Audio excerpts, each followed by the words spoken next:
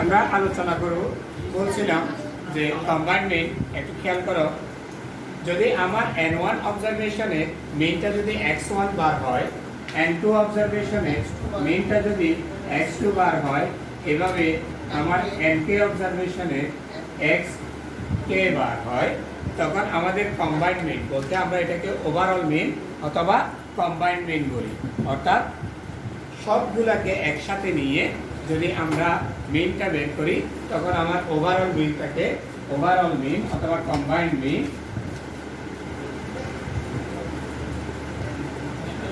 এটাকে x বার দ্বারা প্রকাশ করতে পারো কোন কোন বইয়ে x ডাবল বার দ্বারা প্রকাশ করে আবার কোন কোন বইয়ে শুধুমাত্র ক্যাপিটাল X বার দ্বারাও প্রকাশ করে যে কোনো একটা ভাবে প্রকাশ করতে হলেও সেটা হচ্ছে কম্বাইন্ড মিন অথবা ওভারঅল মিন ইকুয়াল হচ্ছে n1 x1 bar plus n2 into x2 bar plus dot dot এভাবে nk into xk bar divided by n1 plus n2 plus dot dot plus nk ঠিক আছে এভাবে আমরা কম্বাইন্ড মিনটা বের করতে পারি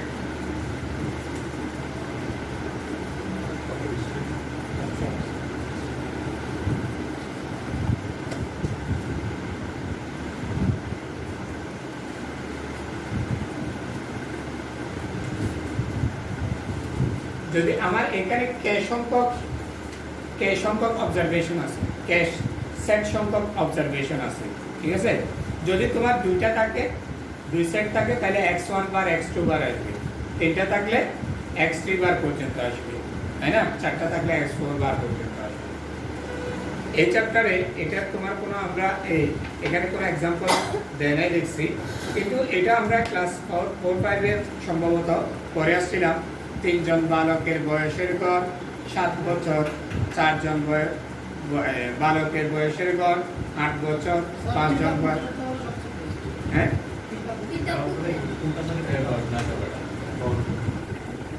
পাঁচজন বালিকার বয়সের গড় 9 বছর তাহলে সবার বয়সের গড় কত সেটা আমরা পড়ে আসছি ঠিক আছে এখানে আমরা স্ট্যাটিস্টিক্যালি পড়ে আসি নাই এটাকে পাটিগণিতীয় পদ্ধতিতে পড়ে আসছি প্রথমে আমরা কম্বাইন মিনটা তো বলে আসে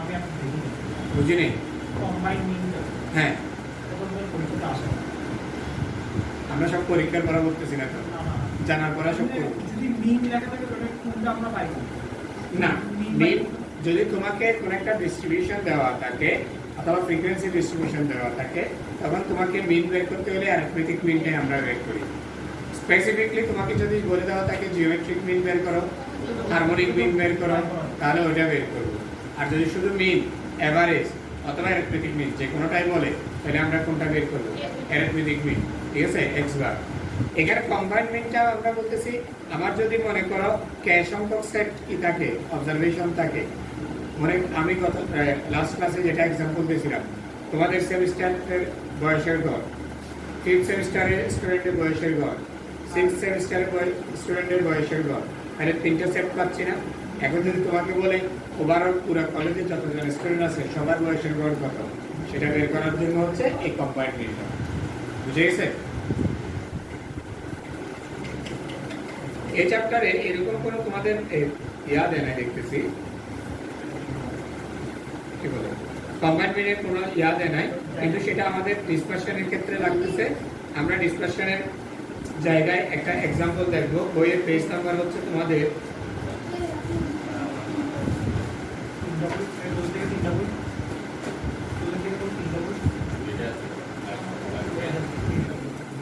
পেজ নাম্বার 327 বলতেছে a company has three establishment E1 E2 and E3 in their cities in three cities analyze of the weekly salaries এখানে আমাদেরকে অ্যানালাইসিস করতে বলছে উইকলি স্যালারি স্ট্যান্ডার্ড ডেভিয়েশনটা বের করতে বলছে কিন্তু আমরা শুধুমাত্র এখানে find the average and the standard deviation of the weekly salaries of the weekly salary all the 85 employees in the company একটা কোম্পানির তিনটা শহরে তিনটা Sir, problem 23. 23 পেজ নাম্বার 327 বলতেছে একটা কোম্পানির তিনটা শহরে তিনটা কি আছে এস্টাবলিশমেন্ট আছে অর্থাৎ তিনটা প্ল্যান্ট আছে ধরে নিলাম আমাদের দেশীয় এই দেশীয় অথবা আন্তর্জাতিক কোম্পানিগুলোতে এরকম হয় না কারণ সেটা হয় না মনে করো ধরে নিলাম ইউনিলিভারের আমাদের চট্টগ্রামে খালুঘাটে যেমন আছে গাজীপুরে ফ্যাক্টরি আছে তারপরে সিরিগেট ফ্যাক্টরি আছে তাহলে বিভিন্ন জায়গায় তাদের বিভিন্ন ওয়ার্কারগুলো কাজ করতেছে না তাদের যে স্যালারিটা আছে সেই স্যালারির ইনফরমেশনটা দেওয়া আছে ঠিক আছে তাহলে নাম্বার অফ এমপ্লয়িজ হচ্ছে 20 20 25 অ্যান্ড 40 এভারেজ দেওয়াটা আছে আমরা স্ট্যান্ডার্ড ডিভিশন এখনো করি না যার কারণে ওটা দেখবো না এভারেজ দেওয়া আছে 305 300 and 340 ঠিক আছে find the average of 85 employees তোমাকে 85 এমপ্লয়ির এটা দেখতে হবে তোমার এভারেজটা বের করতে হবে অথবা মিন বলতে পারো অথবা কম্বাইন্ড মিন বলতে পারো ঠিক আছে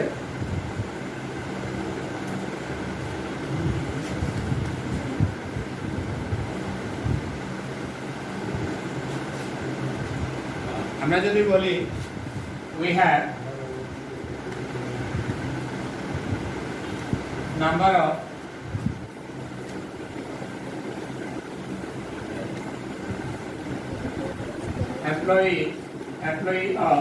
employees of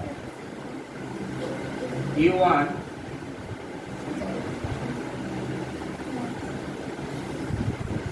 established man N1 equal 20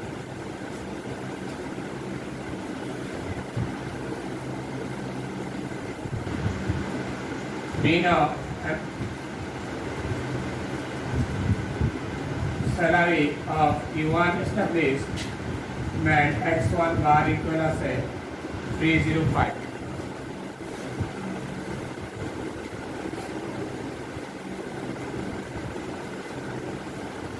তারপরে number of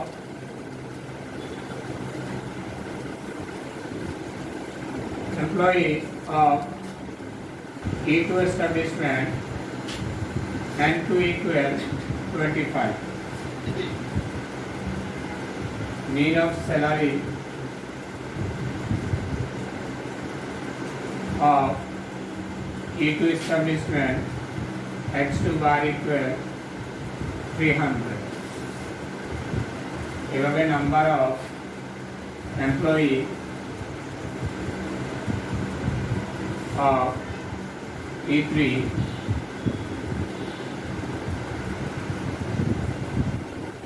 and 3 equal 40 mean of salary of E3 establishment X3 bar equal 340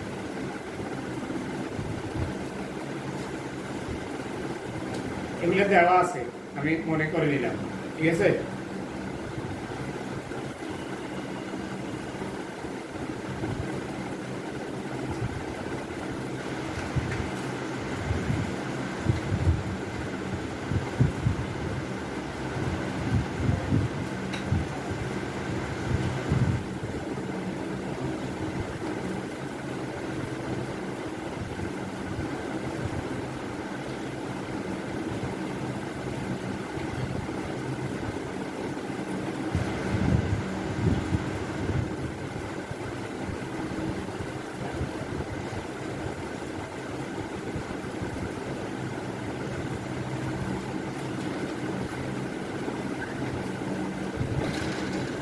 Therefore, combined mean x bar equals n1 x1 bar, n2 x2 bar, n3 x3 bar divided by n1 plus n2 plus n3. n1 হচ্ছে 20 into 305 plus 25 into 300 plus 40 into 340 divided by 20 plus 25 plus 40. অর্থাৎ আমাদের overall মিনটা কি আসবে x বারবার equal x1 n1 x1 bar plus n2 x2 bar plus n3 x3 bar divide by n1 plus n2 plus n3। অর্থাৎ আমরা উপরের অংশটাতে সামেশনটা বের করছি। আমরা মিনটা কিভাবে বের করি? সামেশন সমষ্টি ডিভাইড বাই রাশি সংখ্যা, তাই না? Summation x divided by n অথবা সামেশন অফ fi। তাহলে আমরা সামেশনটা কিভাবে পাচ্ছি? যদি আমাদের মিন এবং অবজারভেশন নাম্বার অফ অবজারভেশন দেওয়া থাকে তাহলে আমরা সামেশনটা কিভাবে পাই? অর্থাৎ আমাদের ডেফিনেশন হচ্ছে x bar equal summation xi divided by n। তাহলে আমরা সামেশন x বাই i টাই হচ্ছে সমষ্টি n ইনটু x বার, তাই না? মিনকে যদি নাম্বার অফ অবজারভেশন দ্বারা গুণ করে দাও তাহলে তুমি সমষ্টিটা পেয়ে যাচ্ছ। তো সেই জন্য আমরা উপরে n1 into x1 plus n2 into x2 অর্থাৎ প্রথম সেটের সমষ্টিটা বের করছি, দ্বিতীয় সেটের সমষ্টিটা বের করছি, তৃতীয় সেটের সমষ্টিটা বের করছি। তাহলে তিনটা যোগ করে দিলে ওভারঅল সমষ্টিটা পাওয়া যাবে, ওভারঅল সামেশনটা পাওয়া যাবে। Overall summation divide by overall number of observation. বেলটা কত আসে? 320। এটাই হচ্ছে আনসার।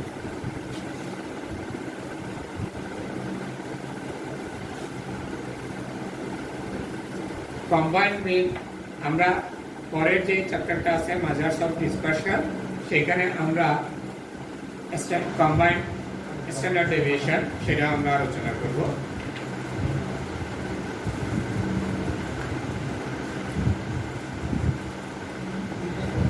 এতটুকুতে কারো সমস্যা আছে কিনা বলো?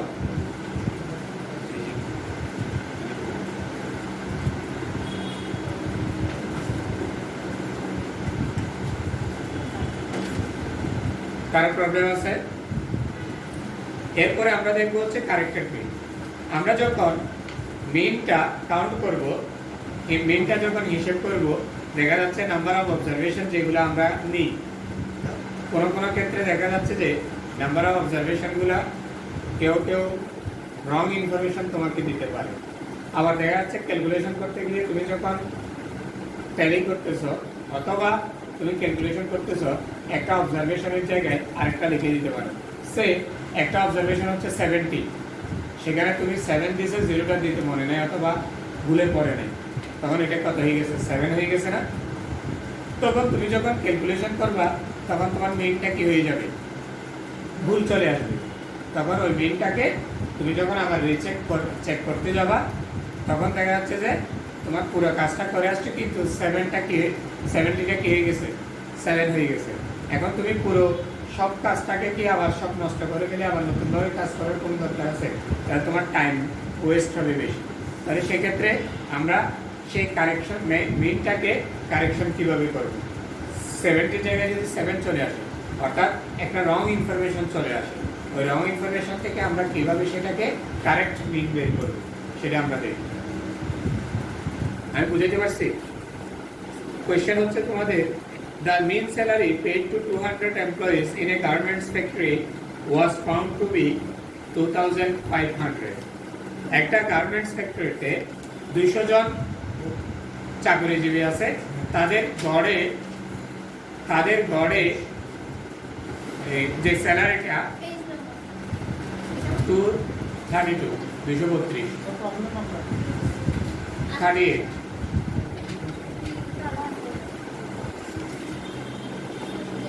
বলতেছে স্যালারিটা হচ্ছে 2000, এভারেজ স্যালারিটা হচ্ছে 2500 টাকা। Later on, it was discovered that the salaries of two employees were wrongly taken as 3,000 and 3,500 instead of 3,500 and 3,200. Compute the correct mean salary. তোমার বলতেছে যে পরে দেখা যাচ্ছে যখন পরে ওনার চেক করতে গিয়ে দেখা যাচ্ছে যে ৩,০০০ টাকা এবং ৩,৫০০ টাকা, ৩,০০০ টাকা এবং ৩,৫০০ টাকা, এই দুইটা স্যালারিটা ভুল। ওই জায়গায় কি হবে ৩,৫০০, ৩,০০০ যেটা সেটা হবে ৩,৫০০, আবার ৩,৫০০ যেটা সেটা হবে ৩,২০০। বুঝে গেছে? অর্থাৎ ৩,৫০০ টাকা তুমি এন্ট্রি দিয়ে দিছো কত ৩,০০০, ৩,২০০ যেটা সেটা ৩,৫০০ দিয়ে হিসেব করে তুমি মিন পাইছো কত ২,৫০০। এখন তোমাকে যে সঠিক মিন যেটা হবে সেটা তোমাকে বের করতে হবে। বুঝে গেছে? আমি ২০০০ এমপ্লয়ি মিন স্যালারিটা পাইলাম হচ্ছে ২,৫০০ টাকা, কিন্তু পরে গিয়ে আমরা দেখতেছি ৩,০০০ টাকার যেটা ৩,৫০০ টাকার যেটা স্যালারি হওয়ার কথা ছিল ওটা আমি ৩,০০০ টাকা হিসাব করছি, আবার ৩,২০০ টাকা যেটা হওয়ার কথা ছিল সেটা ৩,৫০০ টাকা হিসেব করে ফেলেছি। সেটা করার ফলে আমার ২,৫০০ টাকা কি আসছে, অ্যাভারেজটা আসছে অর্থাৎ মিনটা আসছে। এখন তোমাকে ওই মিনগুলাকে ওই মিনটাকে কি করতে হবে, সঠিক করতে হবে।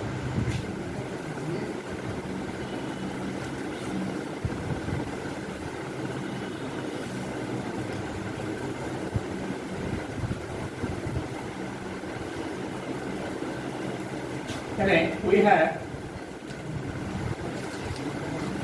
number of employee n equal 200. Mean of salary x bar তারা ডিনোট করতেছে এটাকে 2500। এটা তোমরা যদি ইউনিট দেখতে চাও লিখতে পারো, ঠিক আছে?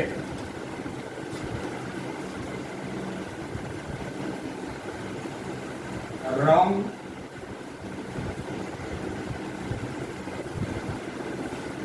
salary are 3,000 and 3,500.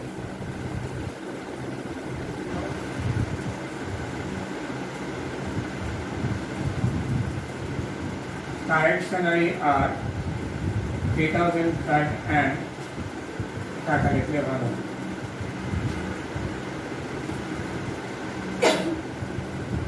3,200।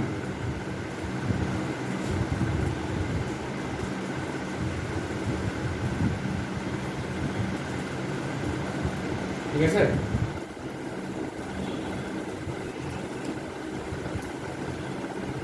You know that আমরা কি জানি মিনটা আমরা কিভাবে বের করি?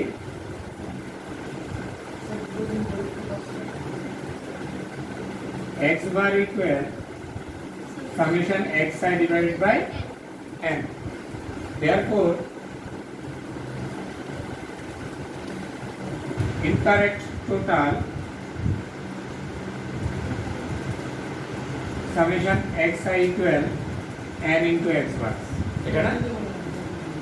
ঠিক কি না? এতটুকু বুঝছো? এটাতে মিনটা তো ভুল আসছে, এই জন্য আমাদের সামেশন xi ইকুয়াল এটা যদি কোণাকুণি গুণ করা তাহলে কি হবে n into x বার। এখানে আমরা ইকুয়াল কি লিখতে পারি, ইকুয়াল n এর ভ্যালু হচ্ছে আমার 200 আর x বারের ভ্যালু হচ্ছে কত 2500। তাহলে কতটুকু হবে?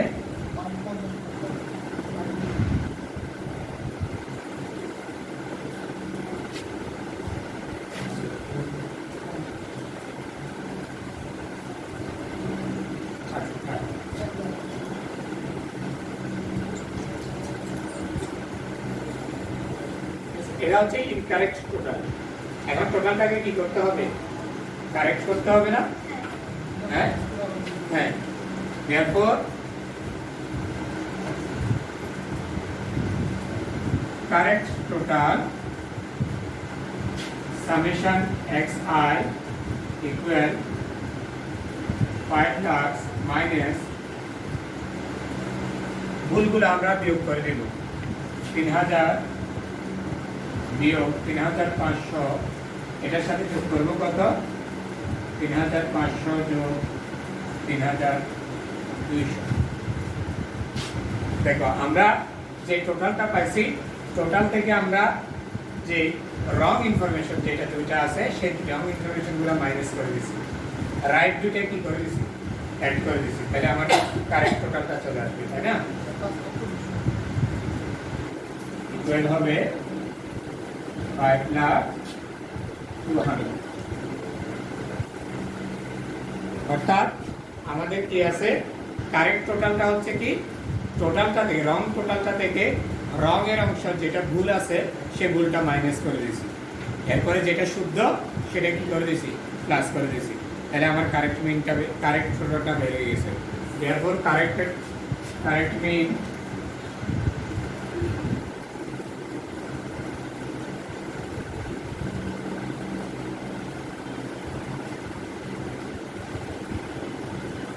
correct summation xi divided by n, 5 plus 200 divided by 200,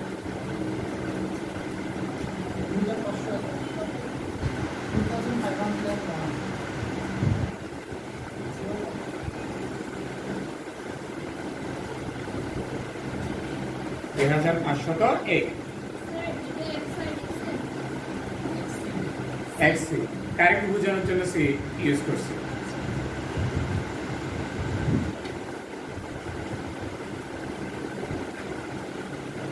অর্থাৎ আমাদের কারেক্টেড মিন বের করার জন্য আমাদের কি করতে হবে, আমাদেরকে আগে যদি মিন দেওয়া থাকে তাহলে মিন থেকে আমরা টোটালটা বের করে নিব, নাম্বার অফ অবজারভেশন দিয়ে গুণ করি, তাহলে এটা হচ্ছে ইনকারেক্ট কি থাকবে, সামেশন ইনকারেক্ট টোটাল। তাহলে এখান থেকে আমাদের কারেক্টেড টোটালটা কিভাবে বের করব, কারেক্টেড টোটাল থেকে হচ্ছে কি ইনকারেক্ট টোটাল থেকে ইনকারেক্ট যে পার্টটা থাকবে সেটা মাইনাস করে দিব, ঠিক আছে?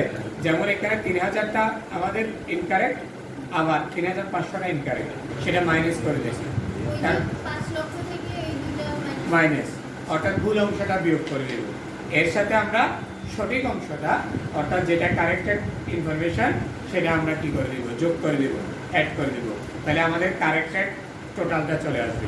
এখন কারেক্ট টোটালকে যদি তুমি নাম্বার অফ অবজারভেশন দ্বারা এখানে নাম্বার অফ এমপ্লয়ি দ্বারা ডিভাইড করো তাহলে কারেক্টেড মিনটা তুমি পেয়ে যাবে। 1 টাকা বেশি হয়েছে। কারো বুঝতে অসুবিধা আছে?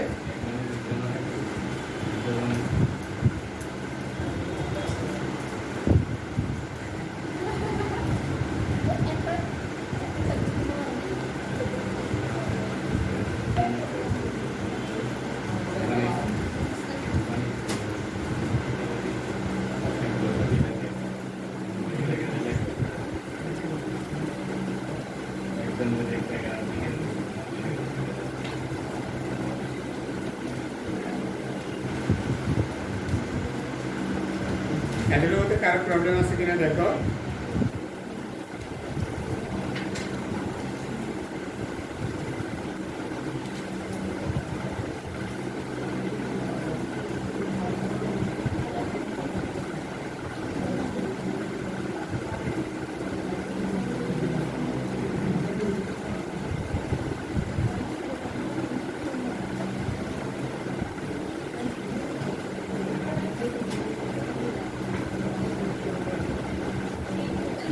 এরপরে আমরা যেটা দেখব সেটা হচ্ছে হিস্টোগ্রাম থেকে আমরা কিভাবে মোড নির্ণয় করতে পারি, হিস্টোগ্রাম থেকে কিভাবে মোড নির্ণয় করা যায়,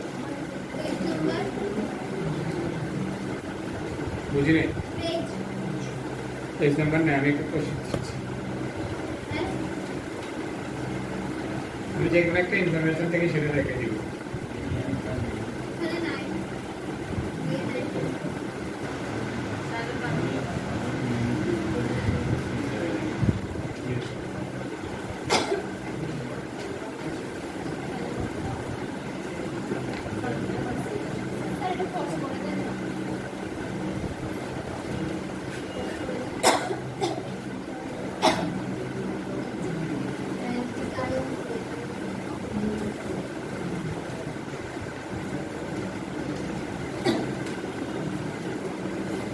আমাদের বই হচ্ছে 255 এর যে ইনফরমেশনটা সেটা আমি ব্যবহার করব। এক্সারসাইজ 46 একটা, এখানে ডেইলি একটু খেয়াল করো ডিয়ার, ডেইলি ওয়েজেস গুলো দেওয়া আছে এবং করেসপন্ডিং নাম্বার অফ এমপ্লয়ি দেওয়া আছে। তাহলে তোমাকে আমি এখান থেকে হিস্টোগ্রাম ড্র করব। হিস্টোগ্রাম ড্র করে হিস্টোগ্রাম থেকে আমরা কিভাবে আমাদের কি এই মোডটা নির্ণয় করা যায় সেটা আমরা দেখব। ঠিক আছে, আমাদের হিস্টোগ্রাম ড্র করার জন্য আমাদের কন্টিনিউয়াস ক্লাস ইন্টারভ্যাল প্রয়োজন হয়। কি প্রয়োজন হয়? Continuous class interval. যদি কোনো একটা ক্লাস ইন্টারভ্যাল ডিসক্রিট থাকে তাহলে সেটাকে আমরা কন্টিনিউয়াস ক্লাস ইন্টারভ্যাল করে নিতে পারি। দেখা যাচ্ছে যে আমাদের আগের ক্লাসে যে ইয়াটা দেওয়া এই আপার লিমিট পরে ক্লাসের লোয়ার লিমিটকে যোগ করে অর্ধেক অর্ধেক আমরা ভাগ করে দিই। ঠিক আছে, এটা এখন আমাদের যে ইনফরমেশনটা দেওয়া আছে সেটা কন্টিনিউয়াস দেওয়া আছে। সেজন্য আমরা টেবিলটা দেখি। আমি হরিজন্টালি ড্র করতেছি। এটা হচ্ছে ওয়েজেস আর এটা হচ্ছে নাম্বার অফ এমপ্লয়ি।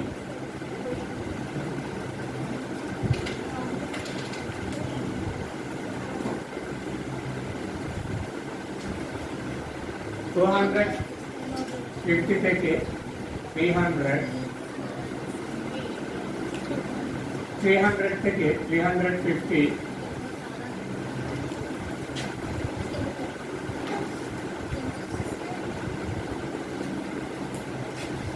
350 থেকে 400, 450 থেকে 400 থেকে 450,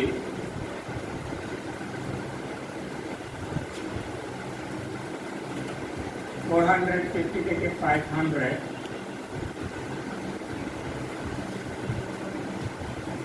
500 থেকে 550, 550 থেকে 600।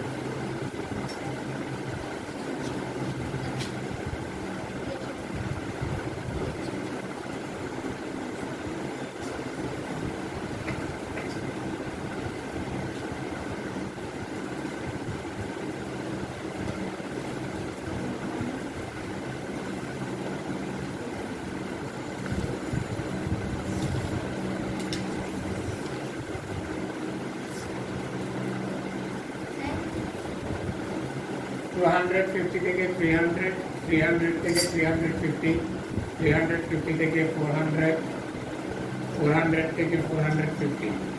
এখানে একটা ক্লাস মিসিং আছে, বইয়ের মধ্যে একটা মিসিং আছে। এটা আমি সেটা দিচ্ছি। 400 থেকে 450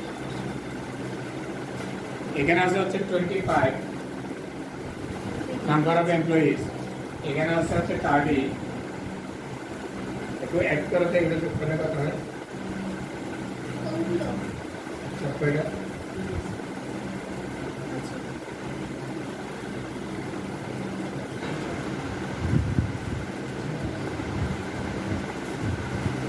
স্যার এখানে তো একটা মিসিং। মিসিংটা তুমি যোগ করতে পারবা? যেগুলো আছে ওগুলো করার না।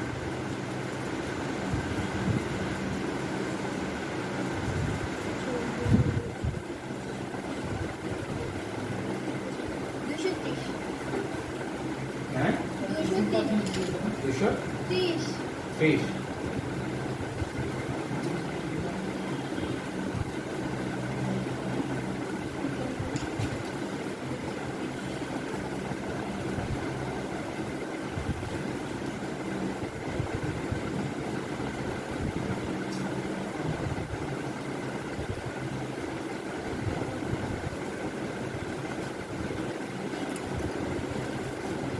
এখান থেকে আমাকে কি করতে হবে? হিস্টোগ্রাম ড্র করতে হবে।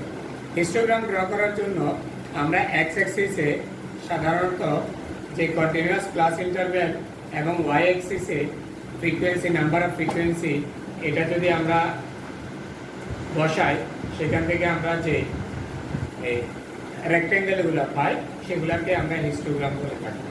সে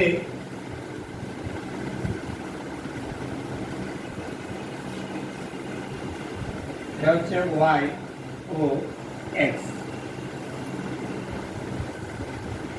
ঠিক আছে, আমার ক্লাসটা শুরু হয়েছে হচ্ছে 250 থেকে। কত থেকে 250। এখানে আমি দেখো একটা ওই কাগজ ভাঁজ করলে যেরকম একটা ফোল্ডিং এর একটা সাইন আসে এরকম করে দিয়েছি, কারণ জিরো মিনস হচ্ছে আমার কত, জিরো মিনস হচ্ছে আমার অরিজিন, এক্স অ্যাক্সিস এর ভ্যালু হচ্ছে অরিজিন থেকে শুরু হয়। এখন যদি তুমি 0 এর পরে 250 বার বাদ দিয়ে তারপরে শুরু করো তাহলে এটা অনেক বড় গ্রাফ হয়ে যাবে, তাই না? এই জন্য আমরা এটা দ্বারা বোঝাই যে 250 পর্যন্ত এখানে ফোল্ডিং করা আছে, ঠিক আছে? এটা হ্যাঁ। এরপরে হচ্ছে 300 350, তোমরা এটা অ্যাবসলিউটলি গ্রাফে করবা। 400 450, 500 550, 600, ঠিক আছে? আর এখানে হচ্ছে আমরা 50 না 20 করে নিই, 20, 40, 60, 80 এভাবে নিলাম। আমার হচ্ছে 25, প্রথম যেটা এক্স অ্যাক্সিস থেকে আমরা 25,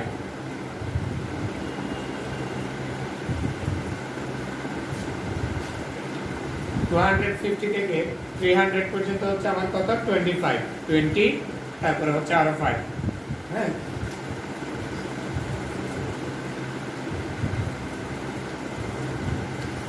তারপরে 300 থেকে 350 হচ্ছে 30, এখানে হচ্ছে ওয়েজেস, এদিকে হচ্ছে নাম্বার অফ এমপ্লয়ি।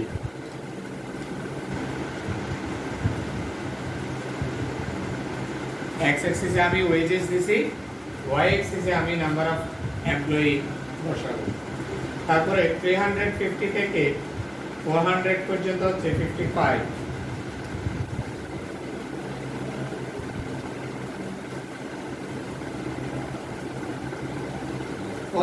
থেকে এটা হচ্ছে 67, তারপরেরটা হচ্ছে 450 থেকে 500 হচ্ছে 60,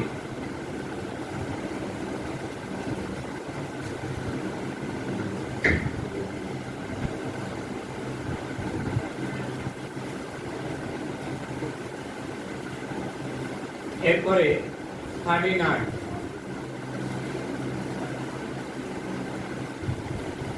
তারপরেরটা হচ্ছে 14,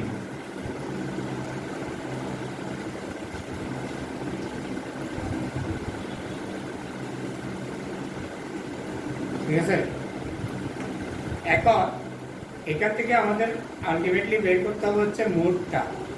মোড বের করার জন্য আমরা কি করি, হাইয়েস্ট যে ক্লাসটা থাকবে, হাইয়েস্ট ফ্রিকোয়েন্সি ক্লাসটাই হচ্ছে আমার কি মডেল ক্লাস, তাই না?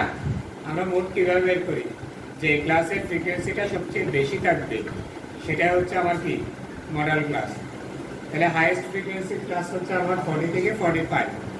সেটার হিস্টোগ্রামে যে আমাদের ভার্টিসেসগুলো আছে সেই ভার্টিসেসগুলো বিপরীত ভার্টিসেসের সাথে আমরা অ্যাড করে দিই। দেখো এখানে সর্বোচ্চ বিন্দু থেকে আমরা আগের ক্লাসের সর্বোচ্চ বিন্দুটা যোগ করে দিব, একইভাবে এটারটা যোগ করে দিব, ঠিক আছে? সর্বোচ্চ যে ক্লাসটা আছে সেটা যে কৌণিক বিন্দুগুলো আমরা কি করে দিব, যোগ করে দিব তার পাশের দুইটার সাথে। এইটা এই দুটা বিন্দু যে বিন্দুতে ছেদ করে সেই বিন্দু থেকে আমরা এক্স অ্যাক্সিসের উপর কি একটা পারপেন্ডিকুলার ড্র করব, লম্ব ড্র করব। আমি আবার বলতেছি, দেখো সর্বোচ্চ যে রেক্টেঙ্গেলটা থাকবে, সর্বোচ্চ যে বার ডায়াগ্রাম অথবা রেক্টেঙ্গেলটা থাকবে তার শীর্ষবিন্দু থেকে বিপরীত কৌণিক শীর্ষবিন্দু পর্যন্ত আমরা যোগ করে দিব। ঠিক একইভাবে অপরটার কৌণিক বিন্দু থেকে তার পাশে বিপরীত কৌণিক বিন্দু পর্যন্ত যোগ করে দিব। এই দুটা রেখা যে বিন্দুতে ছেদ করে সেই বিন্দু থেকে এক্স অ্যাক্সিসের উপর আমরা একটা লম্ব টানব। ওই লম্বে যে ফুট পয়েন্ট যেটা আছে বলতে পাদবিন্দু যেটা আছে সেটার এক্স এর মান যা হবে ওইটাই হচ্ছে আমার কি মোট। ঠিক আছে?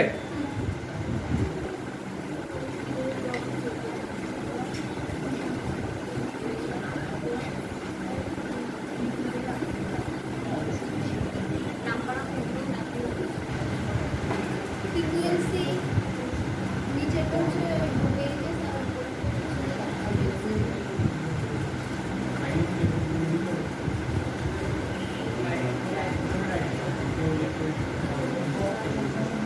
এতটুকুতে কারো সমস্যা আছে? বুঝছো তোমরা সবাই মুখটা কিভাবে? অর্থাৎ সর্বোচ্চ যে বার ডায়াগ্রামটা আসবে তার বিপরীত কোণিক বিন্দুগুলো যোগ করে ছেদবিন্দু থেকে আমরা এক্স অক্ষের উপর একটা লম্ব টানবো। ওই লম্বের যে এক্স এর মান যেটা হবে এখানে সেটাই হবে আমার কি মূল। ক্লিয়ার? কারো বুঝতে অসুবিধা আছে? আজকে আমাদের এতটুকু থাকবে। আমরা নেক্সট ক্লাসে আমরা ডিসকাশনে আলোচনা করব। বুঝিয়ে নাম